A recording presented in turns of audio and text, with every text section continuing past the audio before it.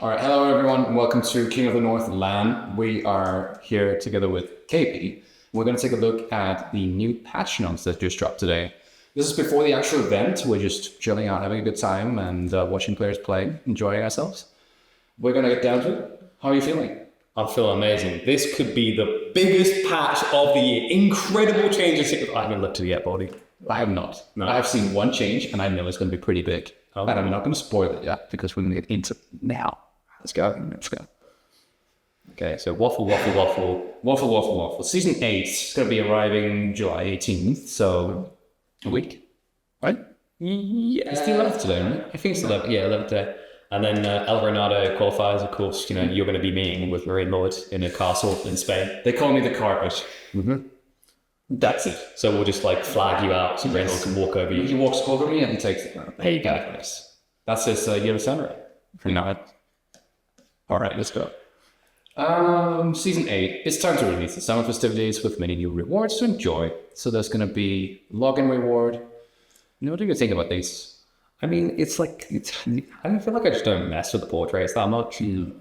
I think in general, the whole cosmetical approach in AoE4, I'd rather it be more involved than like banners. I mean, banners aren't that nice. It's like, give people something meaningful. Like, you know, before they used to have the whole monuments pieces, right? Yeah. When was the last time we had a good monument? Good monument. I think the Snake Summits was actually quite good. How long ago was that? Probably half a year. Yeah. But that's been half a year since I patched. Yeah, it's like, give me more shinies, you know? Yeah, more shiny would be nice. All right. So we got 5 things. We won't go through that too much. New rank portraits. Let's see these. Okay, so let's just like quickly pause and moan about the fact that for some reason to this day, we don't have a way of identifying top conk rankings. That is true. We can talk about that if you want to. Like it's so silly to me. Like, you know, and maybe Dota spoiled me, but in Dota 2, you can tell Immortal because there's a number next to it. Immortal 5, Immortal 10, like as in out of all the people in this region, you are top 5. Yeah. It even changes the look of it. Mm-hmm.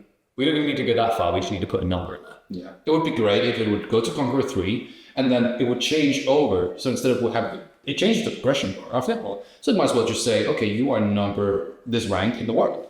Yeah, and that data is tracked, right? Like it's not like that data does not exist. It's actively tracked by external parties. So. But then we can talk about an integration as well instead of having to use an external website too. But that's whoa. Say that. Let's go one step at a time.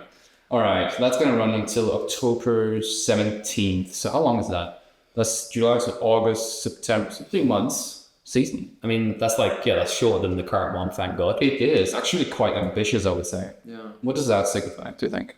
3 months. So I think that's just them trying to get to the cycle they should be at. Like, I think even 3 is like potentially too long to wait. Like, why has Highview been in the map pool for 5 months, 40? Why? I don't know, I banned it for 5 minutes. You know, every time, like, my chat can confirm this, every time I open a Highview game, it's like, why are we here again? Yeah, that is a good question. Like, there's just so many things wrong with that map. You got the free trade, you've got free trade, no mobility for infantry early. Impossible sacred site victory condition. That is true. Which defeats the whole point of the sacred site system. The only significant game I actually played on Highview was Lucifer and me won sacred site victory against me. It is possible. It shouldn't be. No, it shouldn't. But this is like, I mean, so what are they changing about the rank pool? Are they? They're back in it. So is anything drastically changed? We have a new map called Arabia. Wow, I've never seen that one before. There we go. Is it like Arabia but wetter? It must be Arabia not dropping. Maybe it's no. Maybe it's like swampy Arabia. I don't like. Yeah. Do we get the tree man again?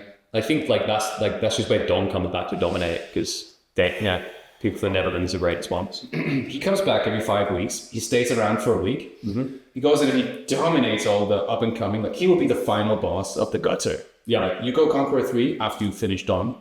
Once you've done Dawn, you're good to go. Dude, we need those type of people coming back. Like I had Casper return to play the game the other week, and the first thing she starts in my chat says Ayyubids are overrated. and he's like being Ayyubids. I'm like, I can't argue with this. But this is kind of cool, right? So like this map change, I still think this right here, Cliffside, if they actually fix that one issue with sacred sites, it's on par with Dry Raven. Just we're getting there, yeah. It's a nice alternative, I agree. And it's like, I love it because it's a very well designed map to push you close together because you have options to restrict the map. You can like cut the ramp and that turns it into more of a static game. Yes. But if you don't engage with parts of the map, then you get flooded, which is like a really cool dynamic because it balances defensive play and offensive play. I still think Himayama with a few tweaks can be out there as well. Like that map is so fun to watch.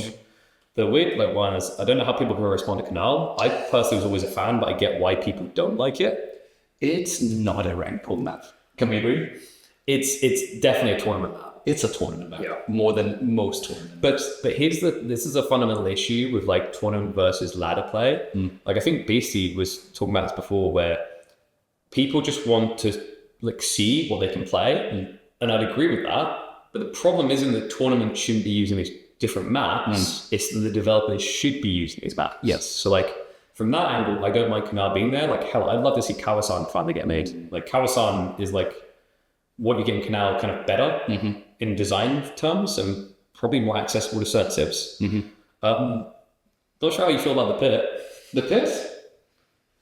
I don't know, like since last time Pit was really played for me, we had a lot of changes to both trade and just in general how the gameplay feels with ramp pushes and so on. It's a really good rush map. Don't forget, that map is actually really good if you play aggressive. But it's better to play aggressive nowadays than it was a year ago. And what was the other one? The other one was the Golden Pit? Golden Pit, yeah. The one with the meta garden with old meta garden that's something like 5 or 6, 8k goals. It's so confusing as well, just having names of maps that close together. Where you're trying to remember. Like I'm still looking at the Baltic and having flashbacks to Viper. Yes. Getting you remember you heard that story, right? No. Like Boulder Bay was the map, but that was when the biome was called the same thing as like Mediterranean. Oh yeah. So he thought it was Mediterranean. Oh yeah. That's at Lolo. Because he talked about it, I think, on one of his streams. Yes, I remember. It was like, there's some memories there. And like, I don't know if Baltic will resonate with people.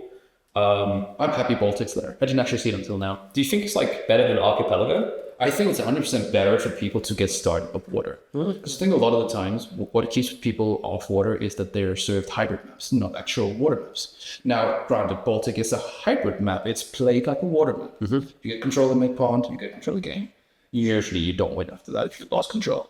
You have some flexi builds around trade, right? Sometimes that can force someone back in, but yeah, for the most. Notice how we have Himayama and Rocky River being two maps that you can actually, especially an average player, do not even have to consider play dog.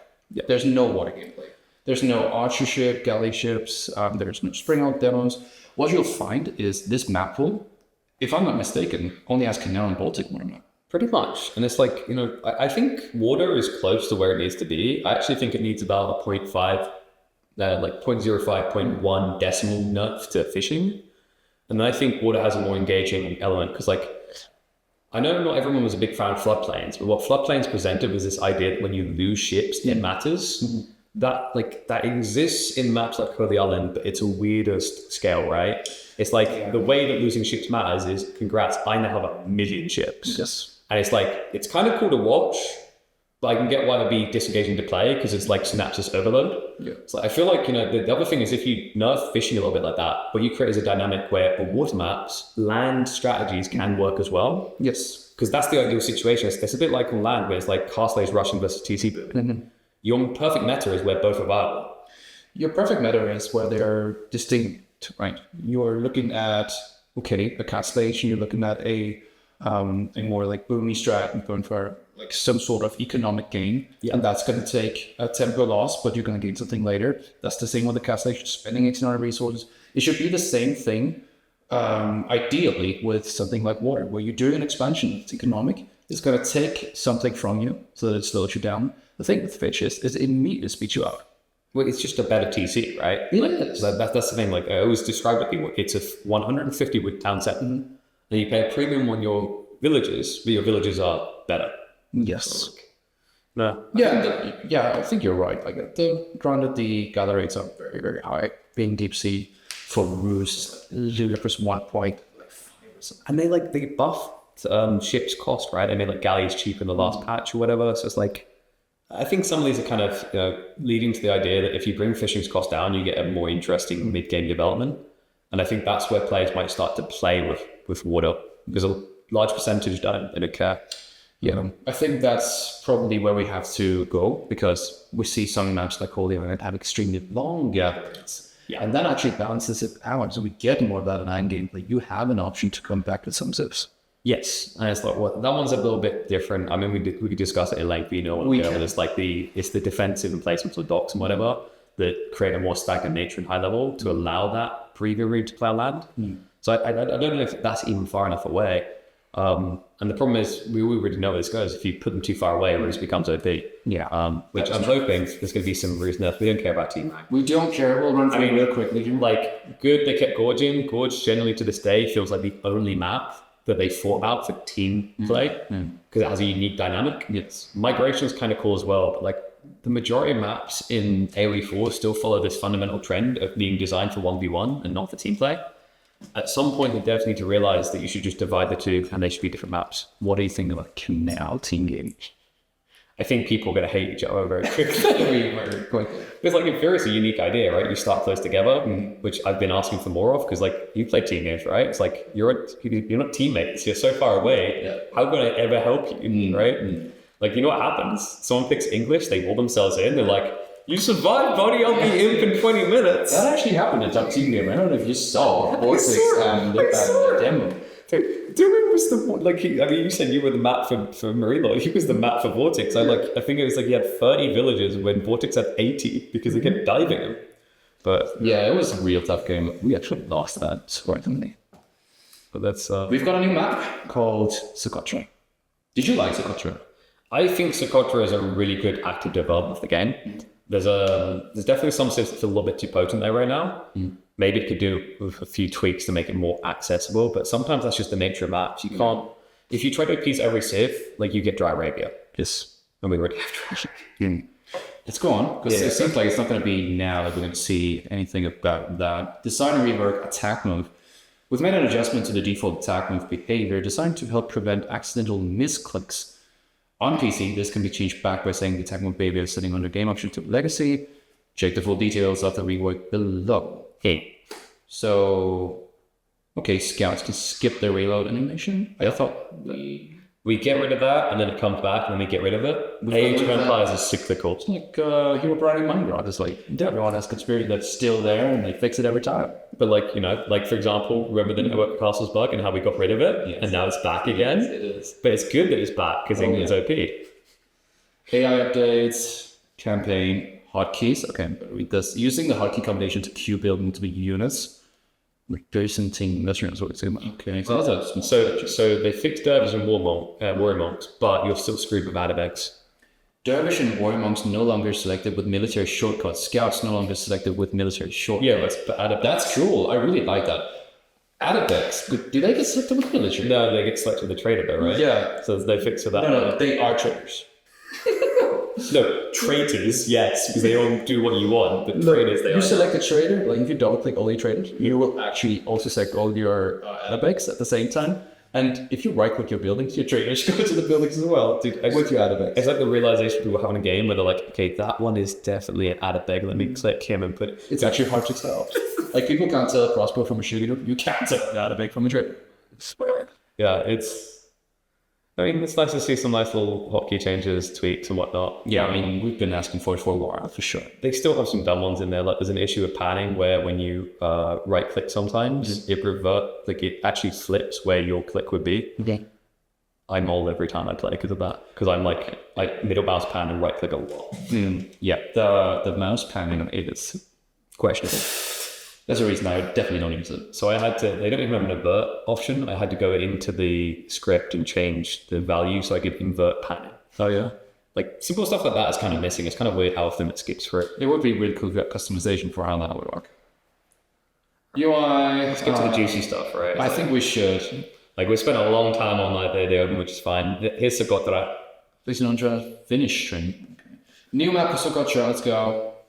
Chaos emerges as different civilizations crowd together on the small island of Socotra, struggling to expand on what less space they could get. So one thing I really like about Socotra, and this is what I was talking about before, like, the dynamics that the map offers. I talked about cliffside with the ram, really good design point around Socotra, those central wood lines. Yeah. They create that same cliffside element where if you control it, you can force a wider rotation. Like these are good design choices. Like that's what I like about the map is that it's compelling to aggressive and defensive civs. Yeah, I'm curious about the generation if they will go ahead and fix some of the problems. For example, like playing Malians and having things with each other and stuff. But I really like the idea of having hybrid play without fish. Yes. And it's like, there's some interesting strategies that could already develop from that. Like maybe if they really want to get really spicy, make transport ships even cheaper, and then you'll see more like divergent play. I'm not gonna lie, I do think there will be some civs like Howard where it's gonna be just straight out the go-to for these maps, because you want to do these dock drops. It's a way to go and pressure some civs macro, right? And then you can also do it on land. But the problem is other civs like Rus and English have these defensive advantages. It immediately nullifies that. Yeah, and I think this is the thing, like when a civ wants to camp on the gold, like a lot of them have methods. The stern still spawns relatively close, right? I think a good step in stopping camping would be to pull the stone further away, same as on coastal cliffs. Yeah. Because on coastal cliffs, an Ayyubid player cannot arrow-slits his gold defense. Not without potentially losing villages to race. Exactly. It's like a big investment to walk that far out. Yeah. So maybe that like change, like, it might just impact too many other builds as well. But, like this doesn't feel like this type of map which should be TC booming anyway. No. So like that type of change would at least stop static defenses on the start gold being really, really powerful. But it's like, Mongols were surprisingly effective on this map. I feel like a lot of the time we see players kind of overreact to Mongol outpost rushes. Right. When like, Malian players who like they build the Saharan trade network. Yeah. You're like, could we not have just built an outpost here and achieved the same? Yeah, it's like you immediately lost 3 villas or something like that. Yeah, or instead, It's like 90 resource. isn't it 75, right? And like a village is worth about 35 to 40, right? I think they say 30 to 40, but it's depending on resource and also Yes. upgrades and stuff. So it's like, if you go Mansur instead, you have an outpost already. Yeah. After a minute, you build arrow slits. You going? Yeah, you're good to go. Yeah, that is interesting. We see that also in Coastal Cliffs, which is a map of the King of the North tournament, where we often have gold spawns together, and Saharan trade network seems to be, in practice, quite effective at covering those. It has been on the rise. I'm curious if it's going to hold, because it just feels like you're giving up a lot. And I think there's a lot of unexplored Sofa feudal builds right now. I think so. I think legitimately, like, it's not an every game solution, but sometimes Sofas, like if you see your opponent has, like, for example, invested quite heavily into like archers and they don't have spears, Sofas can break a siege on your base. I've watched talented players do it, like the Chinese players, especially CSO in particular, multiple times has gotten out of bad situations because he added 2 to 3 sofas to break the siege. That is interesting, because the thing is with sofas, you're lacking that extra ranged armor, which does make archers surprisingly effective against them. But I guess supply chain also is. It's a damage absorber though, right? Because you're still going to have your jabs, and inherently the jabs are now just trading freely, right? While the sofas, it's your meat shield, right? Yeah. So we're talking about Overwatch, it's your rolling card, just stands there, gets hit in the face, and you give him a well done sticker. Yeah, it's really good if you want to definitely lean more into that feudal play. But of course, if you're just defensive, you rely on your buildings and your lanes, and then you stick to the jabs. Exactly. And there are there's some hybridized builds right now people are doing, right? Like scouts to build that up. Yeah. I think we should probably get towards the general map changes. Sheep now produce 200 food instead of 250, and 2 additional sheep spawn under each player's starting center. Okay. This is the change that I saw.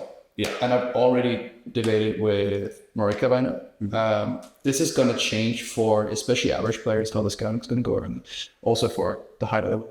You don't need now to get back with feed at 2 minutes for most civs. Like if you're berry sick, you are basically a berry sick now. Yeah. You can scout the whole map and have to be back with sheep maybe, depending on your strat. Of course, if you have 8 to like 11, like Ruse, of course you're eating food faster. So you will be back with sheep in maybe 4 minutes now. So you've got 5 minutes, depending on what your strat is. If you're doing 2DC, you don't need to be back. So you've got 300 extra food. So that's like roughly the villages you have on at that point. That's like, what, 2 minutes extra food? Yeah. So like, that's an interesting change, because like one of the big issues around balancing has been the advantage that berry civs have had. Because they don't have to come back to scout. That is the thing. Right. And that's why on average, Delhi players, Abbasid players, they'll always have more berries that sheep rather than a non-berry civ. Yeah, they will also have more berries because they have more. Yeah, because they pad them up, right? So they've got everything. So it's like, that's a nice change. I think overall, that's less food on map, right? Like realistically, it's like, what, 20 sheep that now have 50 less food? Yeah. And you're adding 2 in after, like you're lose food. I think it's like 500, whatever. It's cool in that I think the goal is to force people out of the map. The negative that comes with this is that I find that in the event that someone runs out of sheep and they can't come out to the map, you haven't solved the issue of getting them out on the map. Instead, they're going to sit at home and have to go farm. Yes. Which is a bigger negative, and maybe I'm like, I like attack playing up defense display, so like I'm kind of for that. But I do feel like it's kind of an issue when you don't have maps that are bringing in extra deer or extra boar choices or extra berries as much, right?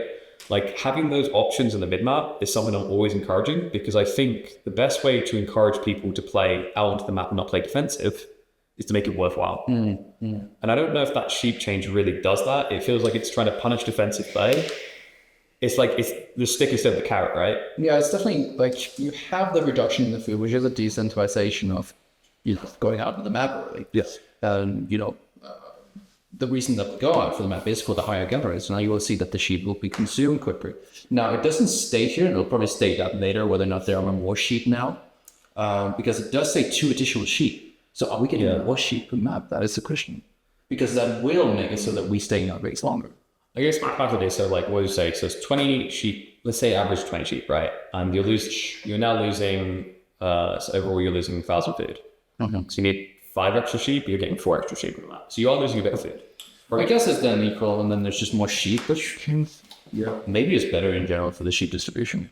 I think that's the good thing, is like generally sheep distribution is like one of the biggest problems on the makes game unfun. Yeah. One thing I'll say is like when you do this though, I think what you're probably going to end up doing is making 2 scout openers less viable. Oh yeah, for sure. Which means you're crippling diversification at early build order points, right? Which I'm not a great fan of. I do like having other options than just go outlaw scout, ugg, press villager, rinse, repeat, right? It is actually a skill that a lot of people struggle with. The early scouting is incredibly difficult. When do you go out and get the sheep? When do you go and scout your opponent? How big do you have to do your round? When do you have to be back? Where's the grid? How do I know if I've caught the sheep in the area? Right? Like, And what if you don't have any intuition in terms of where does the generation go, right? You have no idea of actually predicting where that next 2 spot will be or where your opponent's gone. Yeah. Those are the things at the high level that matter. Now, that's going to matter even more because your opponent's there more. Right.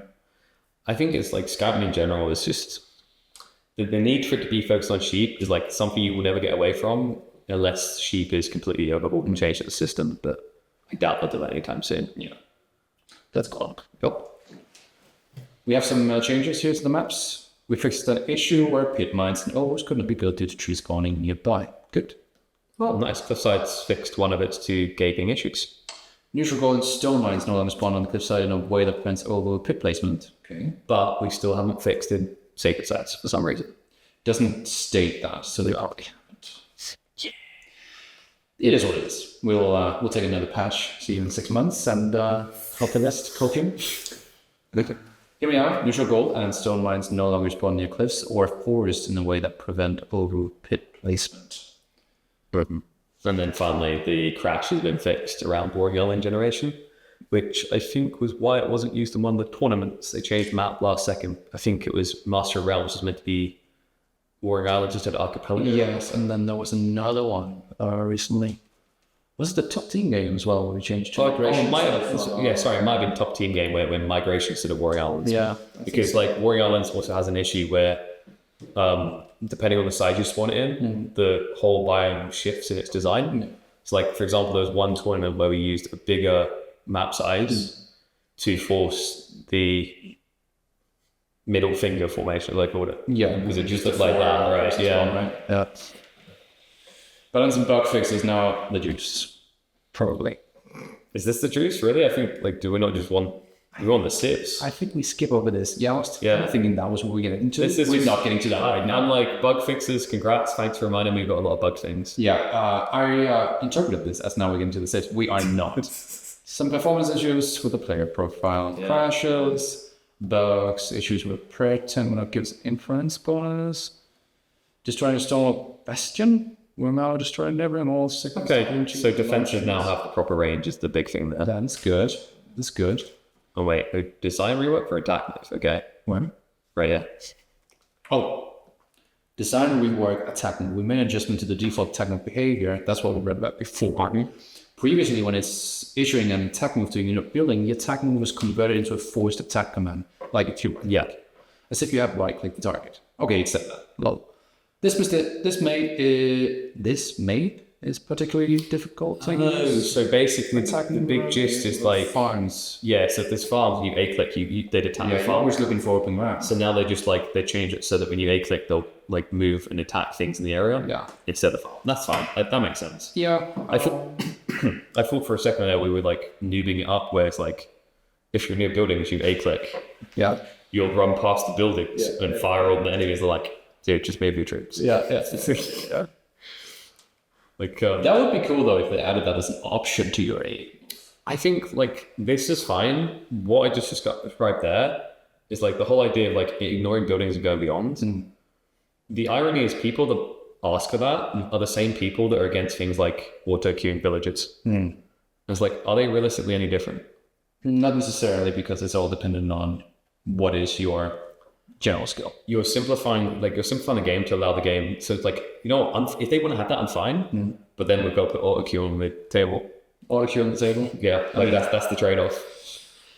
It's a long discussion. I don't really want to... we ain't got time for that. No. But like this is... Drongo's probably going to have to find someone else to mold about in free-for-alls. When a king's garrison transport ship is no longer possible to delete the ship. Yeah, so like people in free-for-alls would take their king to a transport ship, put it in the ocean, delete it. And why? So you can get the points. That is I never played FFA, so I don't know these things. And it's like, I mean, I found out, I remember Drongo, like, he was unhinged about it, but he kind of sure as well. Oh, he didn't? Oh.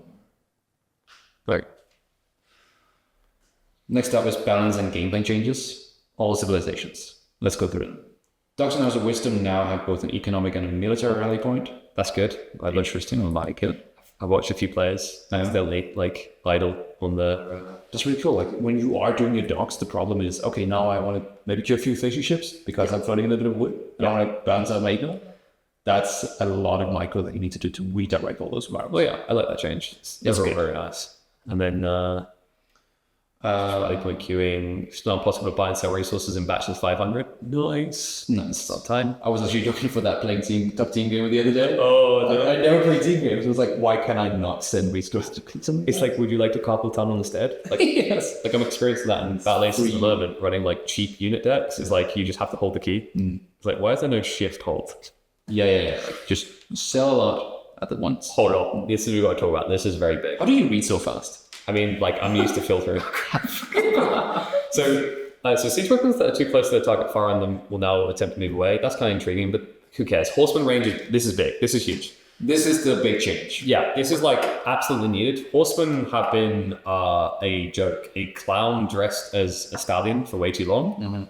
They spend way too long running past each other, not enough time engaging. They cost way too much. In theory, they should be an ST unit. You'll hear me say it on so many casts because what they can do in the game. Yeah.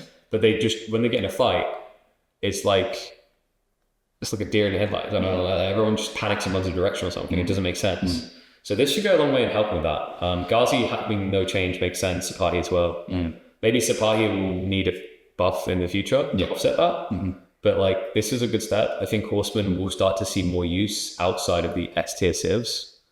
I hope there's some English nerfs, because I genuinely think there's already some English Horseman builds on the rise that are going to be broken with this change. They're going to be very good, especially King Horseman. But just in general, the micro aspect of it is going to be so much easier. It's not just Horseman in the siege gameplay. It's also going to be Horseman as the first few early units, because you're going to have such a hard time doing shift clicks with archers. You already do. I have such a hard time with that.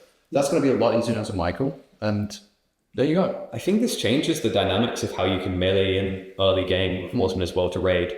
Right? So you can, now I think you can more easily stab and pull away before villagers shiv out and stab you back.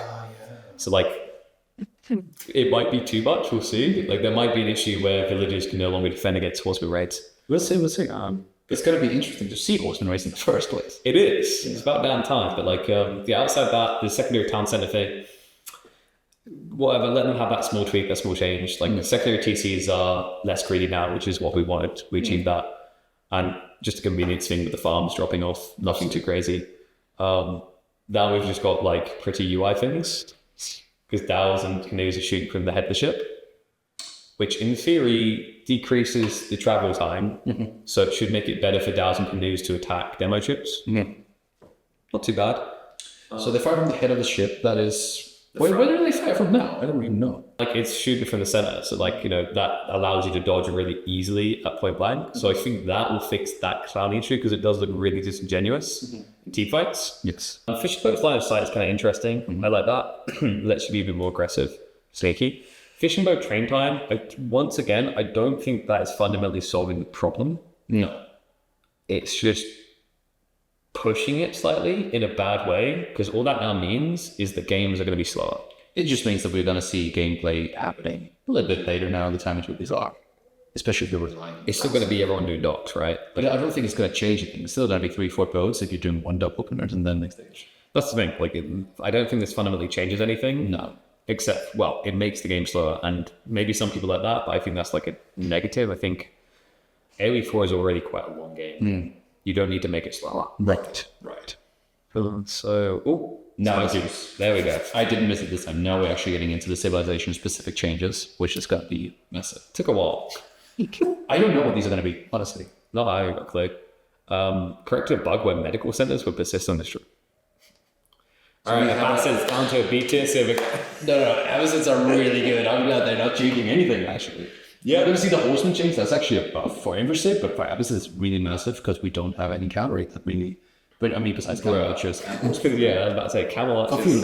Yeah, the Camelot is a love. Camelot is a love. Camelot are so expensive. Yeah, but like that's why. So like any hybridized maps, I actually think camels are broken.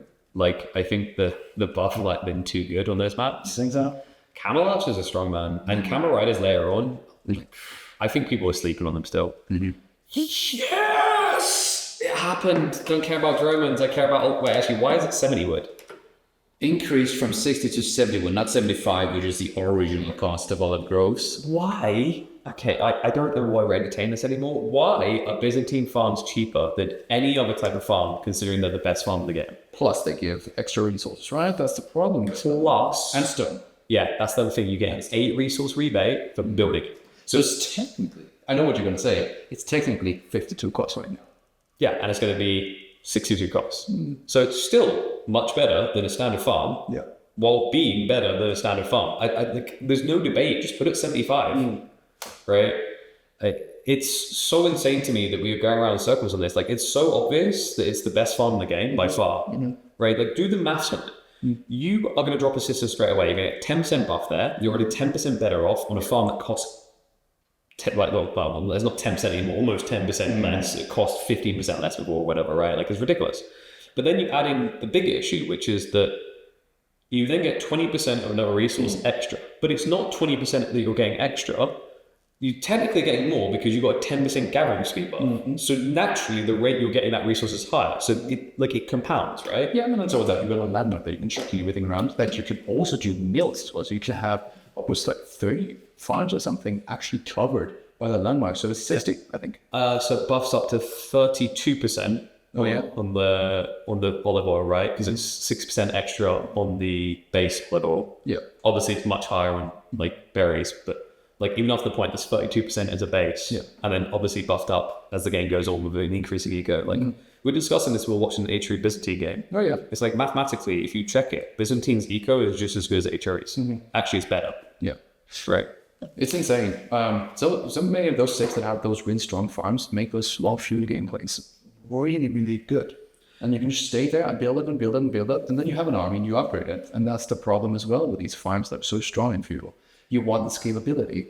You don't want it to be a boost in the feudal age. You want it to be something that you have to go for in the end game when there's no more food left. And it's like we're talking about also a civ that has premium units accessible in the feudal age and options, right? Javelins is a premium unit. Longbows is a premium unit. Oh, yeah. We don't care about Kekeks. But like dude, I guarantee you, like, Kekik play makes up 5% of choices and about 4% of that's misclicks. I will be the 5%. Don't know if we were misclicks as well, yeah. The first team gamer match I played was with Marine Lord. And we were discussing how we're going to go about this match. And we were up against, I think it was Lucifron and Demo. Yeah. And literally the only thing I should not be doing with Byzantine, I was confident in playing Byzantines, is the only thing I shouldn't be doing is click get your contract. You know what I did when he told me to go javelins? I clicked Q and I went straight into catch it. I told him, I'm sorry, I cannot do anything. Oh no. I've messed this up. But what do we do now? Do we go for the all-in you want to? Do you know what the problem with the Keshik contract is? It has no transitional point. Like, you go castle, you don't want Gulams, you have ranking. The only argument for going Gulams is to get siege in the field, but you're already on system level 3 and you have your workshops grinding you insane for siege. There's an even bigger issue. If you think about it, the entire game strategy, if you go catch a contract, gets counted by 1 unit. It's crossbows. Yeah. Like the other contracts don't have that. Javelins into camels, completely different counters. Longbows into lancenet, completely different counters and completely different roles. It's like, whereas Gulem's Keshiks are doing the same thing. They do actually do something. Like they're both a melee, that supposedly tanks, right? Yeah. And what are you going to do with it? You're going to have to fill some backline. You don't have longbows. You have archers, crossbows.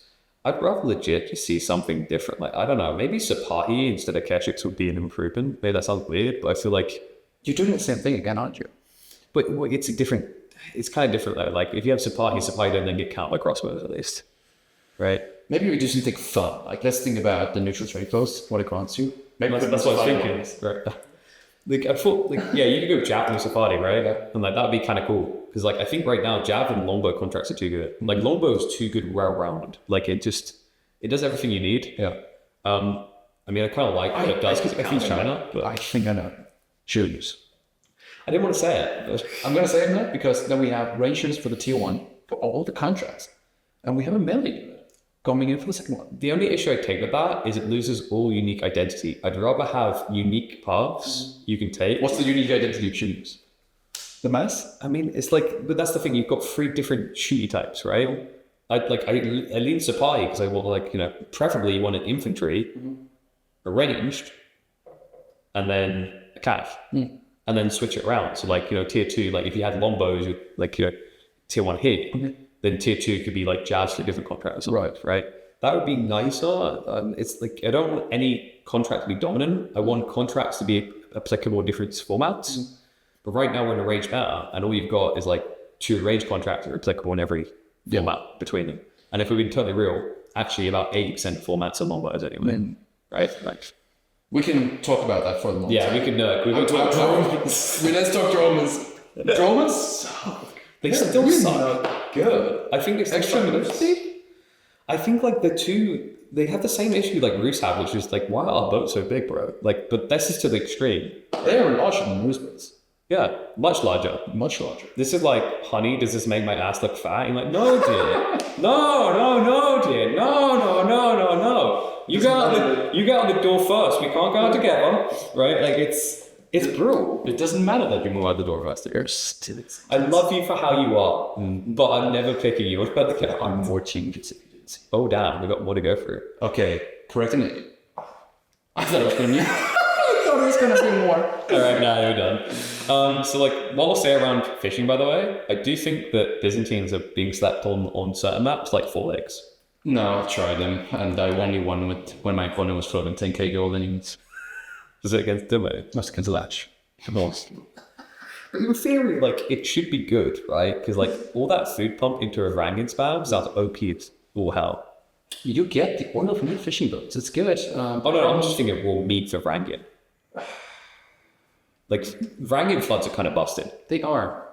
I don't know, because the problem right now is if you are even going to go for multi-pump gameplay with something like this, that you stay out of farms. So it has to be something that gives you that same thing going for you. Yeah, maybe like Hippodrome's a bait and you should actually go Grand Winery and you split food gathering between water. It sounds weird. You are going to get a lot of food. I've been doing Hippodrome, Opener, and then Logo Contract into Cataphracts and what is it you get? I would go crossbows or something. Yeah, and it's actually pretty solid. I think like the idea in 4 legs to make it really good is actually border settlements, because you can plop and you can see them. There's so much stuff for us though.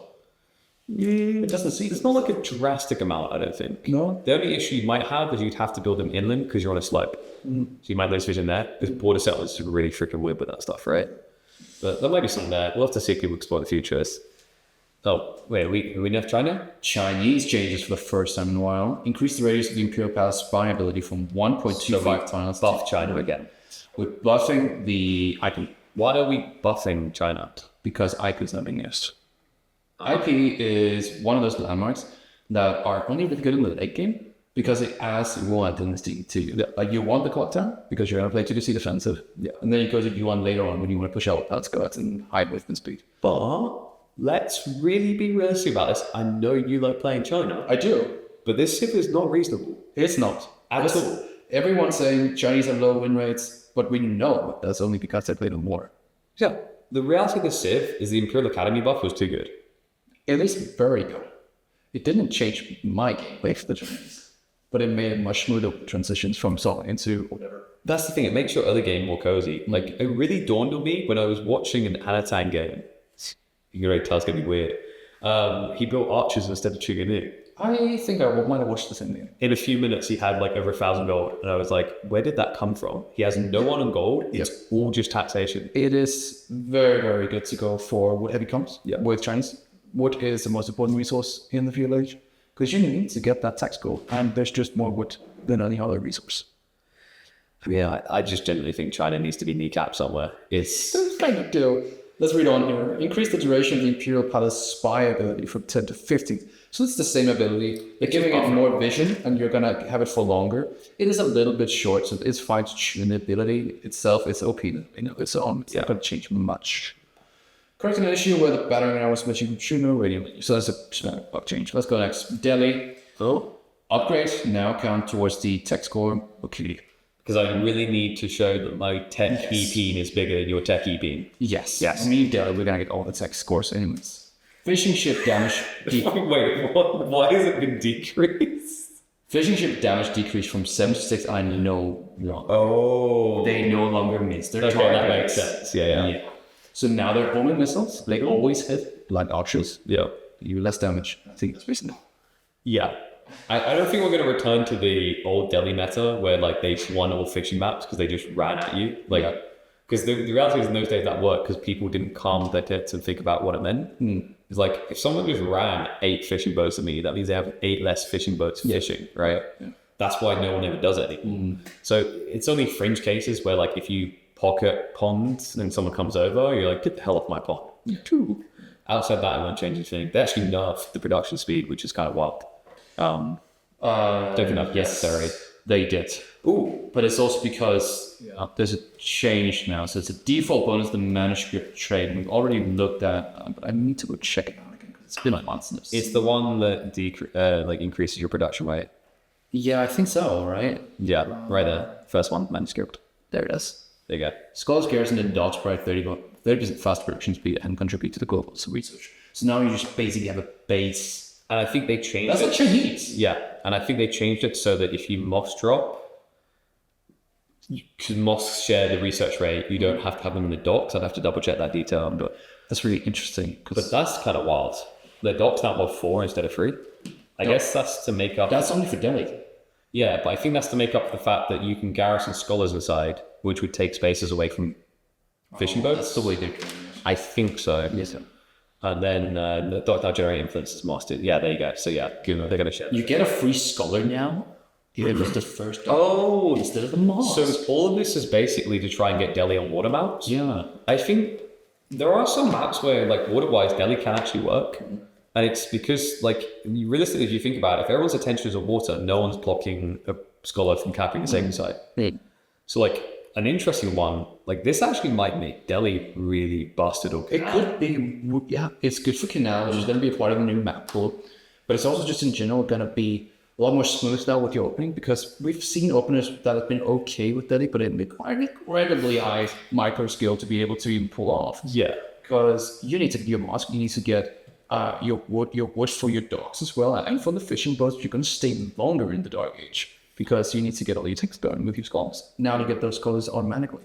There's like an also kind of cool element to this. Like technically you have more agency on where you spawn your scholar now, right? Exactly. So like that can come into play when you, like you're going to have a later time getting sanctity, but when you do, you're already going to have a scholar potentially like near the sacred site to just don't do it casually. Yeah, and on top of that, land gameplay is already delayed because we played more. Yeah.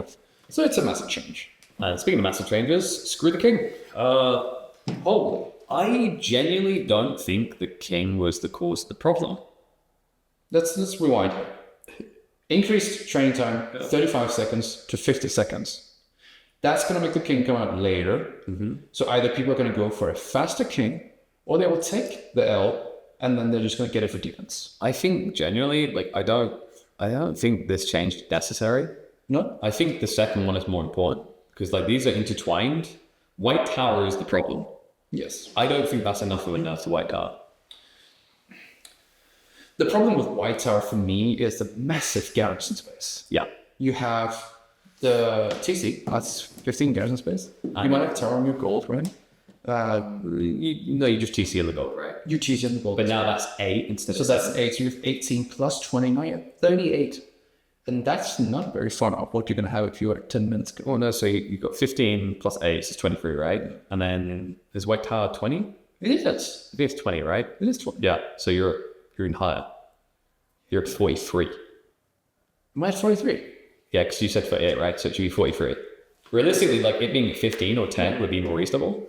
It's just, I think it's way too good. And that's why like people are able to get away with Russian castle age. Not because the king is there, right? It's nice, but the real reason is I can stick all my villagers there, and you might kill 4, but then I've got room of safety for everyone else, and your dive just got nullified. The thing is with the king, and that's the thing that I feel, like the king is good inherently, and it's going to be good to see the delay now. Yeah. That's going to make the tempo game from the English much easier on the stage that rely on towers and stuff, because you have more time to construct now. The thing is, there are saves that get continuous resources through the unit drops, like Ayyubids get desert raiders. That's a problem. We haven't gotten to Ayyubids yet. And I better see a similar approach, because We will see. if Ayyubids have these like insta-spawn still, then this is completely misguided. Yes. You can't say the English king comes up too soon, 35 seconds into an age. But the Ayyubid Desert Raider coming in immediately is fine. You get 180 resources every second minute, 90 resources per minute. And like realistically, this king, There's a bunch of units early on. like realistically, this king could have been done different, where it's like 35 seconds could have remained. I think the big issue, like there's still being underexplored, is the healing. Right. I think feudal age healing is OP. I think so too. So like that's actually what they should have done. Had it like an activatable ability. It feels like old warrior skills. It's so dumb, right? It's that type of pressure. And remember, the king moves at 1.69 movement speed. So unless you build horseman, you can't catch him. Yeah. And if he's running a horseman, that means they're all out of range of your units. You're not going to touch them. No. So it's like you're just running along and they're just mocking you. You see little plus and you're like, just let me backhand you once. I will be foolish soon. I don't know why I had to be reload, but You always have to really. I felt like, well, it seemed appropriate because we've got French on. All right, so I've just been made aware that we need to be going faster than the French age up because the poor producer man has been sitting here listening to us monotonously drive. We told him it would be a maximum of 20 minutes. We've been going now for 15 minutes. So like he done a 4 originally, but I thought that was like for a retake. Well, it's 40 minutes. It is not a retake, so you don't get to do it again. So we're gonna machine gun this, right? So like TC's getting buffed on the age. Nice little change there. That's gonna help a lot. What about the Jones though? Like, and look at this change in like maybe one. We are looking at French because French are wildly Influence increased by 1 tile to match. Okay, that's reasonable. This is crazy. Artillery shot rework. Okay. So like targetably increases the range of the cannon by 5 tiles and damage by 30% for 1 shot. So the range of the cannon by 5 tiles, it's huge. That's insane. And then you get plus 30% damage. We have to think about that's an area of effect. That's a lot more damage just in general. Yeah. It's not just the one that we target. I think I would have rather they just changed it to have a low cooldown and had it been a targeted ability instead of being the next shot. Because the reason this sucked is like you press next shot and like whereas you could just shoot random things, right? This sucks. Kind of like counter-effect, clear on the ground. That's what I want, right? Ground shot. That would be better. Like I think this might just kind of be busted in the late game. Like it could be good. It could be good. I remember Recon a while ago was doing some weird College of Artillery builds where you just built keeps and you built artillery and barely any bioweapons. Yeah. And that with ARPs combined with an armor upgrade, you're good to go. He was like just straight Lucifer with it. It was insane. I don't think French late game is bad. I think it's quite good. We have the eco set up. Obviously, there aren't many eco bonuses, but you have your keeps, you have your siege, and you have your arts that are quite good. They need a better eco bonus, and they need then arbitrary to be nerfed. Yeah. Because arbitrary as a unit's too good. Like, it's way too good. We're talking probably like 2 melee armor reduction that upgrade. It's like too cheap. I mean, the Pavis gives them extra range, which can't be used. The 5 armor is insane. Like, overall, it is also, as you said, they're too cheap. I think, like, arbitrary need to be nerfed in a few areas. Gamson should probably be 1 to 2 less melee. Crossbow strips, I think, can kind of stay in its current state, but these should be brought down 0.5 tile range. Right. And then I think you have a Magnifico, but like they need an eco buff. The TC is a nice start. We'll see if it works. I think the TC change is actually you have to pay attention to that, because already now we see these French builds where we want to get the knights out very quickly. Now we're looking at a Dark Age that consumes more food, and you have, of course, more food at base, which makes it a little bit more smoother, but you eat up lots of food in general because you want to play knights. So you always have like 11 food at least that you're doing all your team. This is going to mean that you have a little bit of a slower Asia and a little bit of food. And that's possibly a negative in a weird way, because it's just like, if your first knight comes out later, it's more inherently likely to be counted. And thus you can't play knights. And you can't play knights, why did you pick French? So it's just kind of similar to the change we saw with actually seeing it in A now in that first unit. Yeah, I guess like there's a bunch of noobs having problems in low rank games with opening knights. But Yes, I think so too. Whoa! 349. Marching Murals has been nerfed. I honestly think In the Dark Age. Yeah, so I honestly think this approach should be applied to the HRE's gathering rate buff as well. Yes, no shit. Yeah. I'm going to curse them. But like That is so overpowered. But like the problem I've highlighted, like I've identified there's actually a big issue here in that I want the gathering rate to get nerfed, but I think it shouldn't be percentile nerf. I think it should be Arkan has a fixed capacity that it can buff, and per age it levels up. Because the problem is if you say 10%, 20%, 30%, 40%, what you've just done is encourage me to rush imp. Yeah. And I will rush imp every game. And we're back wage. Like, I know a lot of people hate HRE, but like these changes need to be targeted in a way that, like we talked to at the start, you can play early, you can play late, you can play boom, you can play aggro. Like you want to have options. But this is 100% needed. Like, you know, I think it's still too good. 5% is still too good. Like you can aid people so hard with HRE. Yeah, but it's kind of like the meta Vizier point bonus as well. Also gives you that extra move speed, which is so strong in those Dark Age fights. We see that with Ottomans versus Mongols, often lots of spearmen, 10, 12 spearmen before we even start talking feudal age. This has kind of been still in nature. He's super dominant with a better eco through the prelates. Now the marching heroes for free. This is going to be a good change with Dark Age, but I would probably have liked to see completely. I'd just like to. Yeah, well, no, I'm fine with them getting it, but I'd just rather it wasn't there until feudal. Yeah. And maybe you have to build blacksmith, and it just gets straight away. You're opening. Yeah, kind of like the +1 from French. Exactly, right? Like, You see that. like imagine how dumb it would be if you just got the melee tech for free as French without even going to blacksmith. Yeah, that is true. Sounds weird, right? That would also incentivize going mainly. So Shinobi, I'm getting tweet. I mean, this is fine. I think Shunshin was way too delayed. I think in general they have an issue in the way that Shunshin's designed because shots track you when you move, as do melee attacks. So like realistically, it's almost like I think this is the padding on a game engine issue because they can't disjoint projectiles, Right. presumably. So this is kind of like the mid ground. But I still think Shinobi are bait. I actually think Shinobi are not a very good unit. I think they're good against some civilizations. They're going to be incredibly dominant against a hybrid map, HRE opposition. But if you're playing against anything that has feudal legends already out, you are not going to find much with them. Well, like I think realistically, even if you're in a water map and you're playing against like Abbasids, Shinobi still suck. Because like an Abbasid player can just double dock. Yes. And that's like, good luck shutting down production. I'm going to get a boat out in kind. Yes, but that is not what we're talking about. We're talking about ships that rely on the sea. Yes. That's the strength of the Abbasid in the first place and why they do counter the Japanese. But I think in general, like a lot of the time I've been watching Shinobis, even on water maps, and it's like players have gotten so good at countering Shinobi play that it's shown how actually kind of underwhelming Coca Township is. Oh, yeah? Yeah, like you force reaction, great. But realistically, like think about what you invested in to get that reaction. Yes. You spent just as much as they did, like 120 resources per. I'd rather at least see Coca Township have a scalability point, like you unlock the ability to build Shinobi out of castles. Something like that, because the problem is, if I'm not mistaken, you have something like the core storehouse.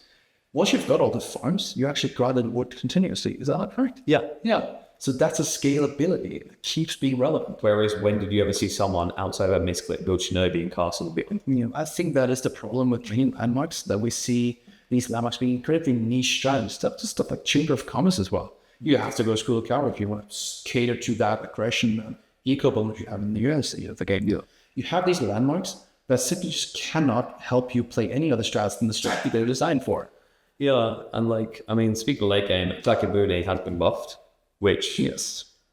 it needed something. I don't know if this will be enough. It was a decent discount on the food. I feel like food is the least of your problems. Like I'd buff the gold cost, and the damage increase should be relatively decent. Hopefully they've now fixed it so it shoots 6 rockets. Can compete with Baltron? I don't think so. No, nothing complete. Baltron is one of the worst design units in the game. Like it's almost like someone should want a bow burger, and that's why every time they go make a change, they're like, "Oh, I'm gonna go to a bow burger instead." Yeah. Fixing the stupid freaking unit. The Yumi feudal buff, I don't think it's going to matter much because the issue is Japanese feudal sucks, so you don't want to play it, and that doesn't change with this change. Like actually, if anything, this fundamentally doesn't change anything because Yumi's advantage is meant to be in large numbers. Your opponent overkilled you, Yeah. so you have a flood point. That's true. So having the movement speed. Yeah. Yes. For rating and stuff. So it's like in general, having more health doesn't change your win condition in fights. But it's not the problem with the Japanese feudal. The problem with the Japanese feudal currently lies in the fact that your power spike in castle shines whatever you can do in feudal. Yeah. Japanese could be the perfect civ for any single situation if it was good in feudal. Because it's great in war. Right? We could agree, even though we just talked about Shinobi being somewhat underwhelming, I still believe they're some of the greatest wars. It's just because they're 45 cost they are fishing boats, right? But you end up having a civ that's great in castle. It's pretty good in Imperial. You have the dock play, pretty good. You have a nice time. You can go for the fast, quicker turn ship. So hybrid match, you're also dominant. But the moment you put in Dry Arabia in a feudalish situation, with something like Delhi, you're dead instantly. It's like it's feudal landmarks suck. None of them are good. They are good for long play or dock. So basically, if they're good for long play, they're good for not being a feudal. Yes, exactly. That's the problem. That's the thing with fast casting civ. Fast casting is always great, and the reason they're great is because if you want to go casting, you need a couple of things going for you. You need some sort of security. You want to not have delays, obviously. You want to secure your food as well. Now we're going to see a food change which is going to enable some civs to do fast cuts than mine. Yeah. So all the good fast cuts and civs have some sort of food thing going. We have HE, I gather rate. So if you go double scale, you're fine. You have Ottomans, they have free food through the minaret, they have the seer point, which is something like Japanese. You have the farms, which makes it so you can stay in your base for longer. What they need to do is they need to give abandonment for free to the civ. I think so too. But what you need to then do is take away the abandonment. I think the problem lies in the fact that you need to have such a big gate, right? To just get into the proper game. Well, you need to gather 300 stone for the upgrade for your TZ to even start using your units. It's more than that. It's like if the eco is weak in feudal, this is a Zerg civ. This is like behind Malians, this is the second place Zerg civ in the game. They need premium Zerg though, is the difference. Yes, great. So like if you're a Zerg civ, that requires a lot of resources. Fundamentally, you can't play feudal. Like drastically something has to change. It annoys me because I think Japan is actually how they should design most civs in terms of unit stuff. I think the unit that range is a bit weird, but all the many options and the different roles they fulfill, I think is a really vibrant look for the game. Yeah. Like I love Unofficial. Unofficial is my favorite unit. The design, the way it functions is very smartly thought out, and it's like very intuitively different. Sometimes it can feel broken, like you can run over horsemen with it. There's horseman patches, I'm not going to change that.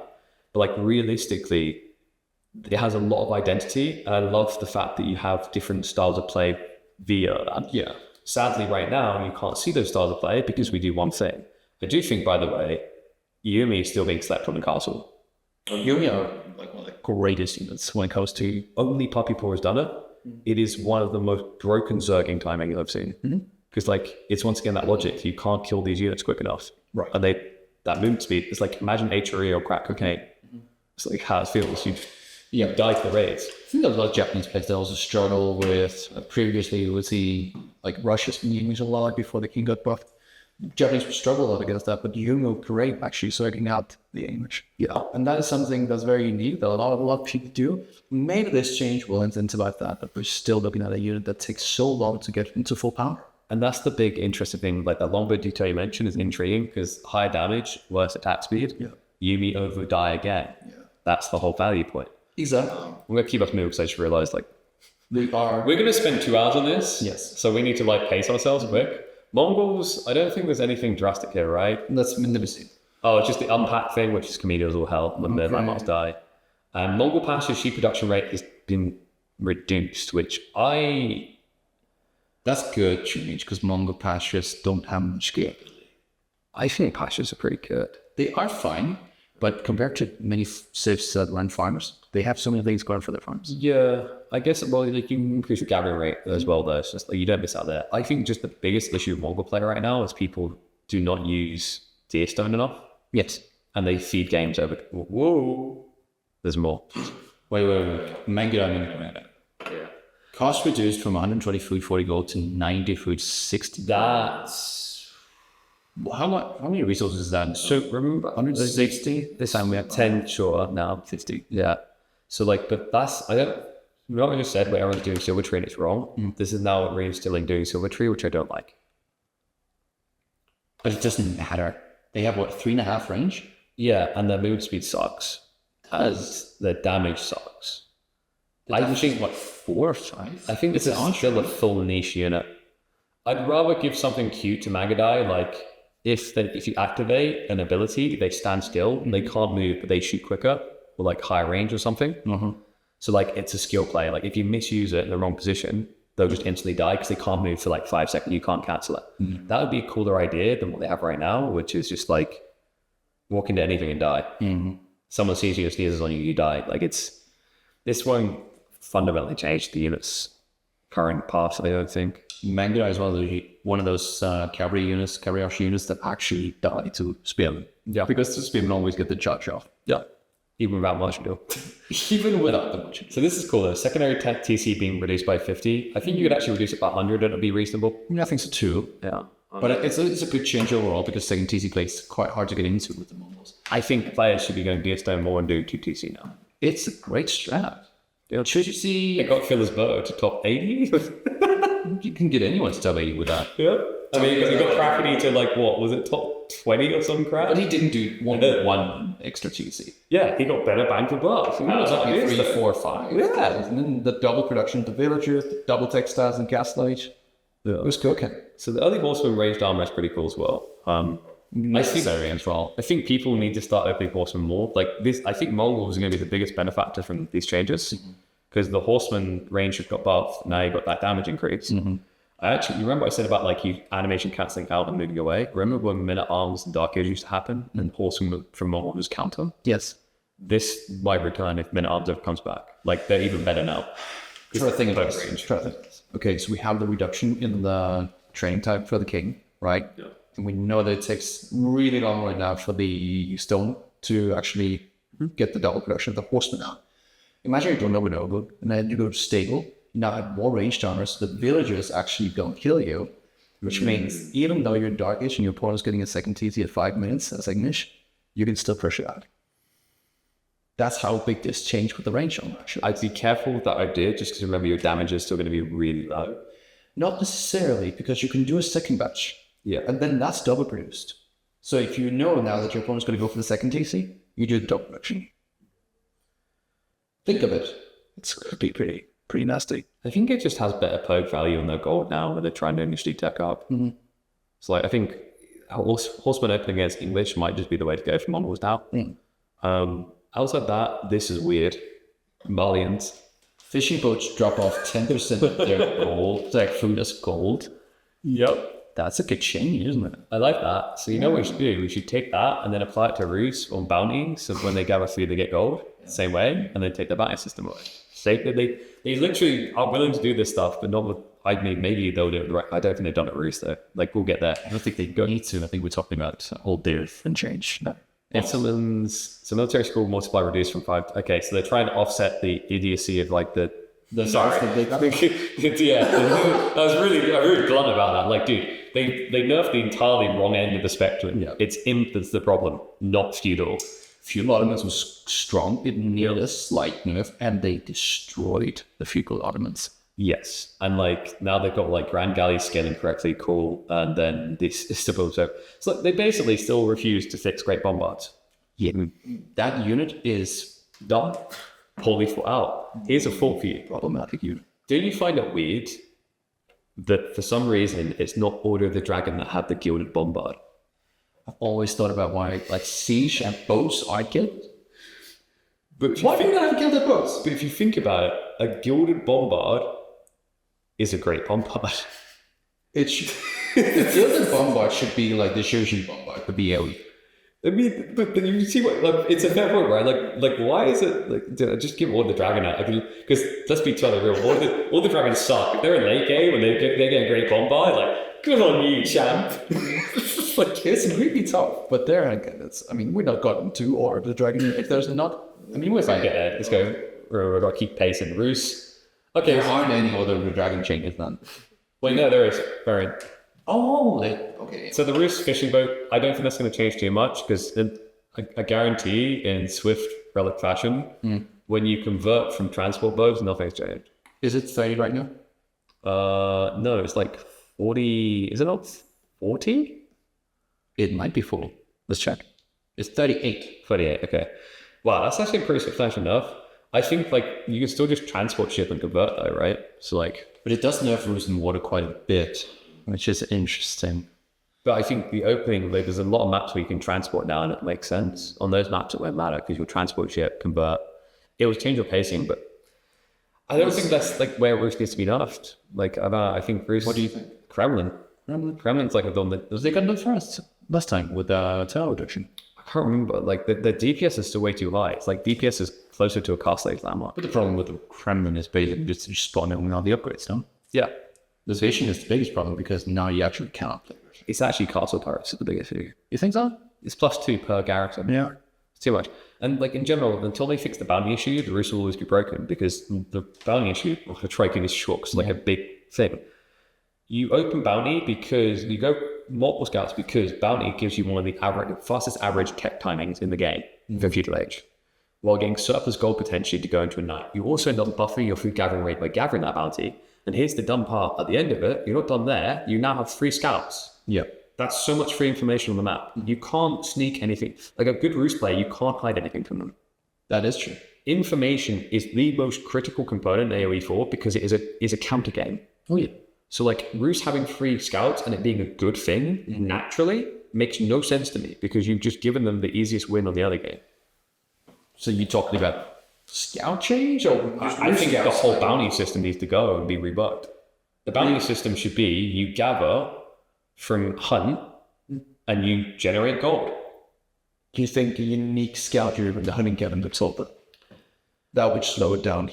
No, I think that still exacerbates the same issue. You're still building scouts, right? Realistically, the change should be you shouldn't shoot something and just get gold. Done, right? So you're talking about like realistically, what they're trying to simulate is that you are selling the game, right? But sell the game, you drag that crap back to a trade post and they buy it. Yeah. So like the logic here is if you gather, you just treat it like gold and stone for Japan. You gather from bounty and you get gold. And that will tick up your bounty rate. And that's that. That solves everything. Oh, you're right. I mean, there's so many ways we can do it. We can make a whole video on that. Yeah, like we can talk about cabinets, and we can talk about the high trade house being the thing that allows you to even get bounty. But there's so many things. It's like that fixes the other game, and that also fixes map design. We need to pace ourselves though, because I think we're like an hour and 10 now. Yeah, I mean the recording might have stopped already. So Ayyubids. So the big things here. Okay, yeah, they did do. Okay, let's go. That had to happen. 15 seconds is reasonable. So distant raiders will spawn after 15 seconds, similar to how the King's Dagger spawn after 50. Yes. Which they mirrored, but it's just kind of dumb because I don't know why they mirrored, because like desert raiders count the king anyway. Yeah. So it's like it doesn't change that. The eco growth thing change is good. Realistically, I warned about this though. If they don't buff other things, then Ayyubids will go to being a D tier civ, because right now they do one build and one build only. No. So like, where is the buff to industry wing? Where is the buff to logistics? Where is the buff to trade wing? Right? These things are missing. Where's the buff to Mastersmith? Why does Mastersmith require me to build a blacksmith? And then why does Mastersmith require me to have the previous tech from blacksmith? Yeah. Like these are all silly things that shouldn't be there. Those things would be great if they actually did what they would seem to do. Something like giving you all the upgrades. And here's like another fun thing, like, so people got to be careful not dive too deep in this because it's a big thing. Ayyubids, in a lot of ways, is just a worse Abbasids. Because the whole idea... What shall we think about? You're a tempo assist, right? And you're based around getting these things really quickly. But like, getting these things for free. Sorry, we're pacing, we're almost done. So you're based around getting these things for free. But like, Abbasids get it too. Yeah. So Abbasids just like, they get traders, they get military units. Like, that's Ayyubid's whole thing. And they get that identity as well. It's weird. Yeah. It's contradictive. I think that needs to be revisited as well. But we're going to smash it. So Joan got the same artillery work. She needs like a full overhaul. She's got bigger issues. She needs unique units. Unique ways of doing this. Juji corrected Temple Sun when the building had a bit. I mean, that's just, I don't know what had sort of Easy. So that's pretty much it. Yeah. There's going to be a full rework of the boost round system. Hey!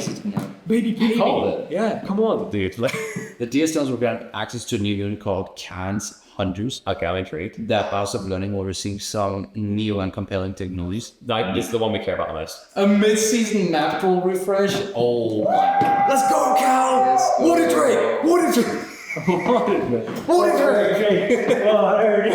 Oh my god. Many more balance streaks. This is going to be great. Yeah, I think we went longer than expected. Only about like 4 times as long as we expect. 5 times. I had a feeling when we sat down this was going to happen. I have a habit of doing this to people because I can just go and go. But you got content, buddy. I got content. I can do 2 videos. I can do a full length cut up one. There you go. That's great. All right. Thank you so much for watching. Let me know what you think about this whole patch and the implications it's going to have in the comment section. And I will try to discuss it with you, but I think there will be a lot of discussion in all of the forums. There's so much more to dig into, but you have to wait for the next video. What are you most excited about? I want to hear it one last thing. You. Honestly? Not even what's coming in this patch. The bounty thing, god damn it, the bounty thing has been 3 years overdue. Oh my. Is Tim watching this? Suck it. Time to become a Japanese man. Peace.